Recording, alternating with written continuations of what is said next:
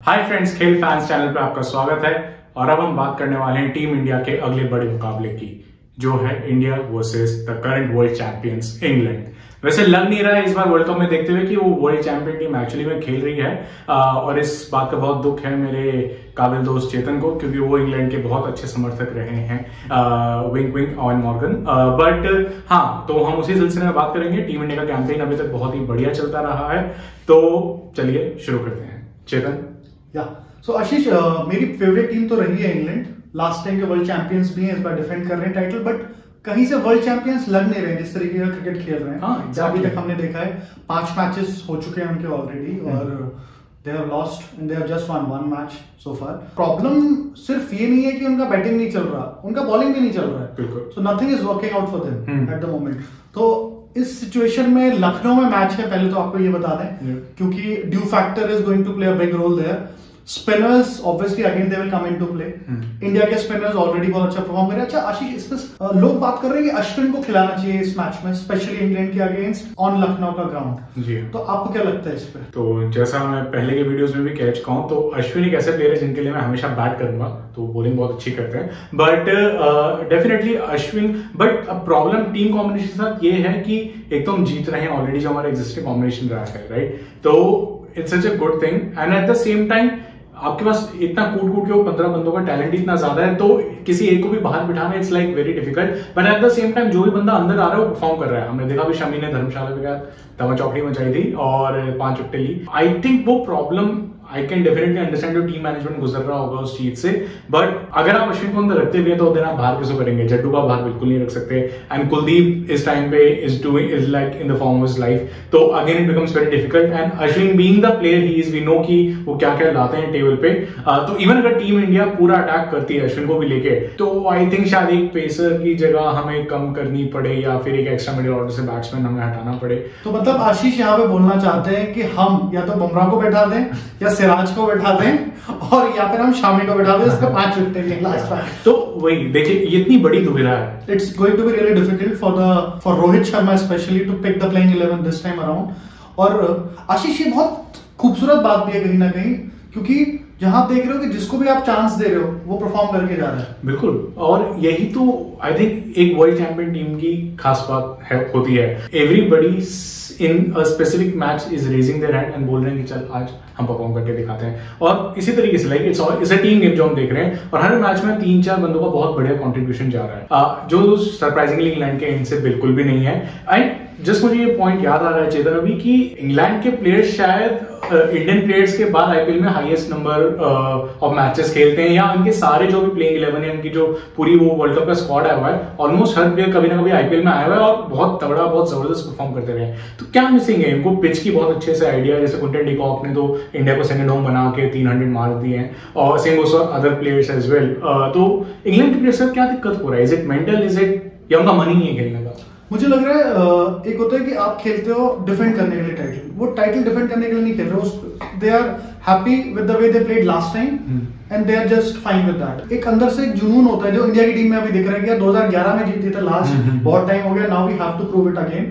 तो मेरे को लग रहा है वो कहीं ना कहीं स्पार्क मिसिंग है। एक भूख की भी कमी लग रही है ना, बहुत ज्यादा। जबकि पाकिस्तानी प्लेयर इतना खाना खा रहे हैं, यहाँ पे 8-8 kg बिरयानी खा जा रहे हैं, निहारी खा जा रहे हैं, लेकिन इंग्लैंड के प्लेयर्स को या तो कुछ खाने को नहीं मिल रहा, मेरे को लग रहा है इंडिया में, और थोड़ा स्पाइसी भी होता है उनके लिए। हाँ, नहीं डेफिनेटली। पर मैं उसी बात से काफी सरप्राइज था, again like Butler being the leader that he should be, like at least for this ODI side, और मॉर्गन की उनको स्टैम्प भी मिली हुई है, like he is one of the best white ball batters in the world. But अभी भी वो शायद टीम को एक तरीके से बांध नहीं पाए हैं, इंस्पायर नहीं कर पाए हैं। और उसी तरीके से देखा जाए तो जैसा आपने बोला, बॉलिंग और बैटिंग दोनों में वो डिपार्टमेंट में कहीं भी नहीं चल रहे हैं, except for here and there in couple of matches जिसमें मलान और रूट ने कुछ परफॉर्म किया था। उसके अलावा the whole team is missing. 11 के 11 बंदों का लगता ही नहीं है कि क्या चल रहा है। आशीष, एक पॉइंट जो आपने इससे पहले बोला था कि सारे प्लेयर्स इंडियन कंडीशन से बहुत ही फेमिलियर है, but again nobody is clicking.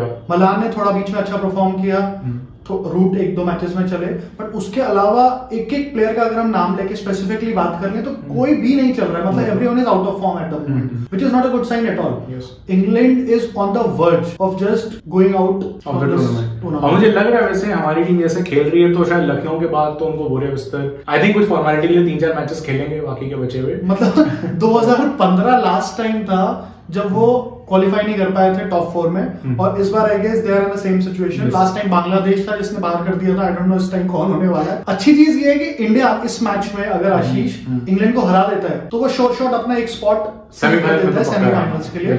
वहीं दूसरी तरफ इंग्लैंड के साथ प्रॉब्लम ये कि अगर वो हार जाता है तो they are almost out of the tournament. लेकिन डरने की बात इंडिया के लिए ये है आशीष, सारे बल्लेबाज जिनका ड्यू है वो सभी ना चल जाएंगे उस दिन, खतरे की घंटी है कि दे बैट टिल 8 और तो बहुत ज्यादा ही डीप बैटिंग करते हैं, लाइक डीप बैटिंग इंग्लैंड से ही शुरू हुई एक तरीके से लगता है।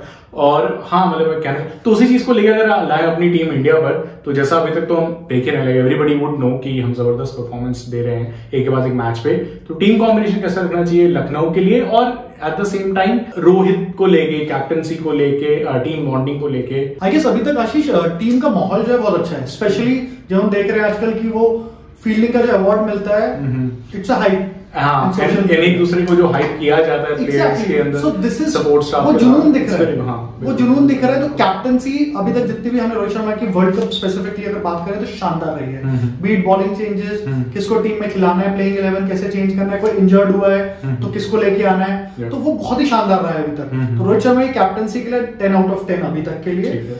बट अगेन अगर मैं बात करूं कि बॉलिंग में स्पेशली, बिकॉज लखनऊ में मैच है, आई गेस 3 स्पिनर्स खेलने चाहिए, इंडियन ट्रैक्स है, रैंक टर्नर्स होने वाले हैं, तो आई गेस अश्विन का इंक्लूजन। बट अगेन आपका वो बात सही था कि फिर हम किसको बैठा दें, कौन से फास्ट बॉलर को, क्या शामी को बैठाना सही होगा।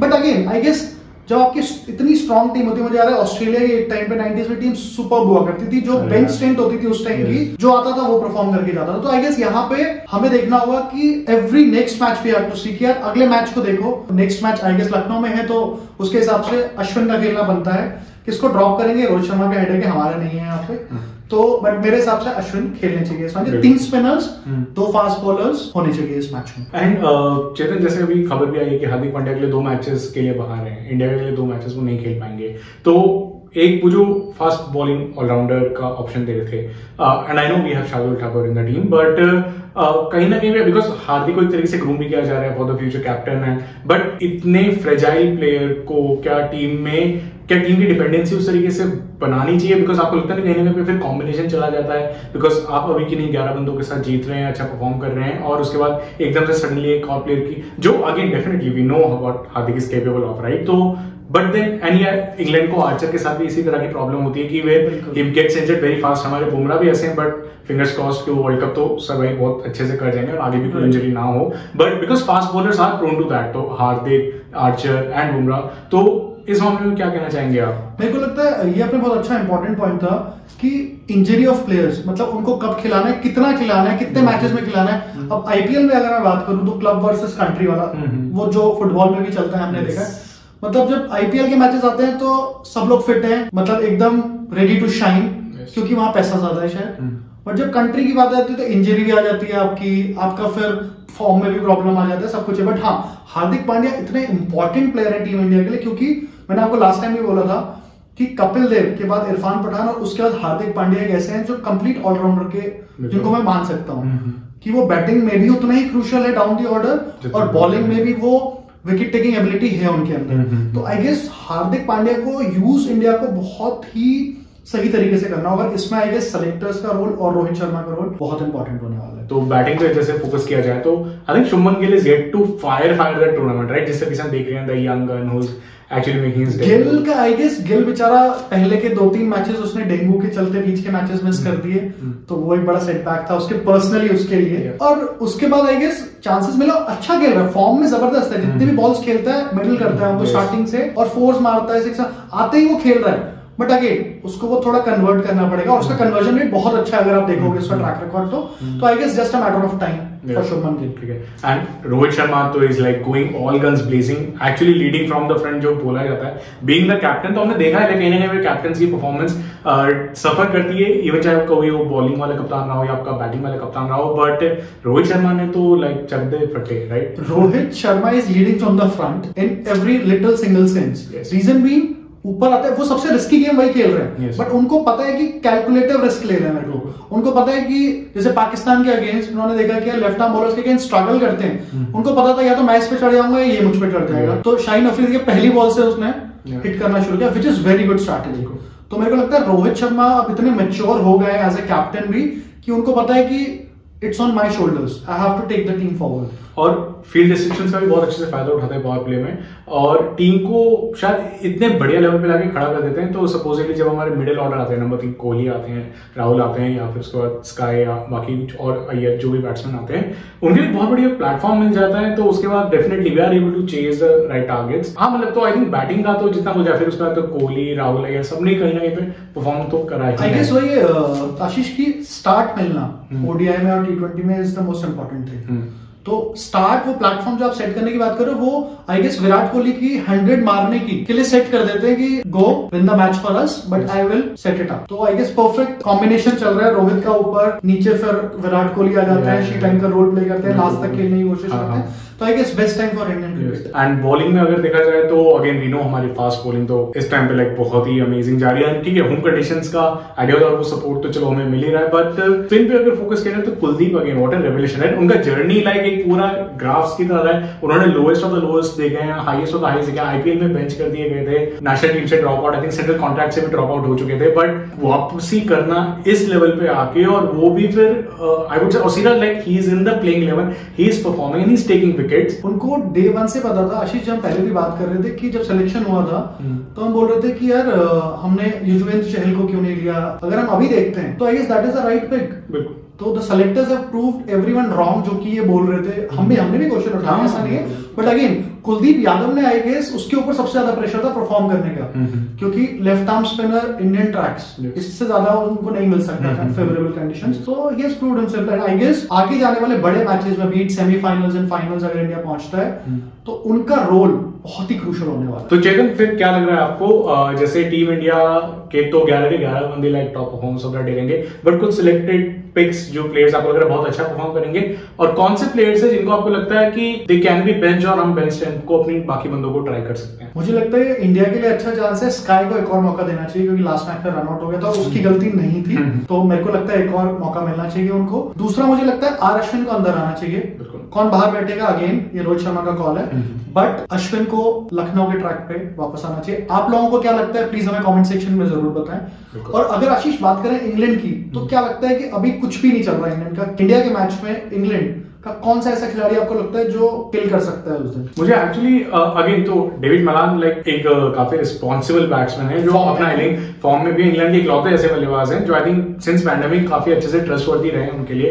एंड उनके जो मिस्टर डिपेंडेबल है जो रूट, आई थिंक मैं इन दो बंदों से काफी ज्यादा होप सकता हूँ। जो रूट से इसलिए भी बिकॉज स्टीव स्मिथ भी अब धीरे धीरे फॉर्म में आ रहे हैं, पिछले 2 मैचेस में हमने उनको देखा है, तो आई जस्ट वांट कि फैब 4 यहाँ पे आके शाइन करे। केन भी हमें पता अगले 1-2 मैचेस में वापस आ ही जाएंगे, तो उन्होंने दलाई लामा का आशीर्वाद भी लिया है में, तो बट आई डेफिनेटली वांट जो रूट, क्योंकि यार वो भी एक एलिगेंट प्लेयर, एंड आप भी चाहते हो आपकी टीम को टक्कर मिले, राइट? तभी तो एक अच्छा और वर्ल्ड चैंपियंस है, तो I do feel they should play like world champions. I do know कि मोइन अली एक तरफ का हो सकते हैं बैटिंग बॉलिंग दोनों में, तो नीचे आके बहुत छक्के चौके मारने की काबिलियत रखते हैं, और स्पिनर्स एंड पेसर्स इक्वली उनको टेक ऑन करते हैं, तो आई थिंक वो भी एक काफी अच्छे बॉलर हो सकते हैं। बाकी उनके और किसी बॉलर ने, मुझे लगता है आशीष स्टोक्स का नाम आप लेना भूल गए।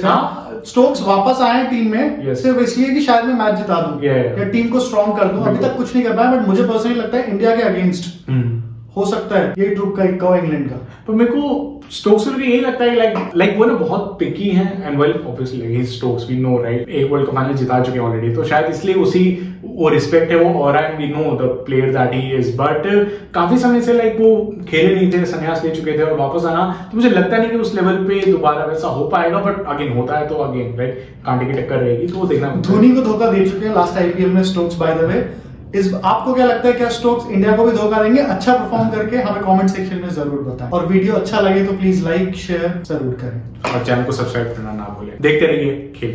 Thank you so much.